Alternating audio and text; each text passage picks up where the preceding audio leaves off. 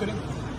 جس نے 9 مئی کو توڑ پھوڑ کی ہے بالکل ہم ان کے ساتھ نہیں کھڑے، لیکن یہ پارٹی کی پالیسی نہیں ہے، شرپسندی اس میں ہے. میں یہ سمجھتا ہوں کہ جن لوگوں نے اس دن توڑ پھوڑ کی انہوں نے ملک کا نقصان کیا ہے، لیکن اس کی آڑ میں دوبارہ میں یہ کہہ رہا ہوں پوری تحریک انصاف جو ہے وہ 27 سال کی پیسفل پولیٹیکل موومنٹ کا نتیجہ ہے. اور عمران خان صاحب نے ہمیشہ رول آف لا کی بات کی ہے. انشاءاللہ رول آف لا کی جو ہے وہ جیت ہوگی. انشاءاللہ عمران خان صاحب دوبارہ وزیر اعظم پاکستان ہوں گے اور کوئی نعرے بازی نہ کرے گا. انشاءاللہ ہم عمران خان صاحب کے ساتھ مضبوط کھڑا ہوں اللہ کے حکم سے. بڑے سورے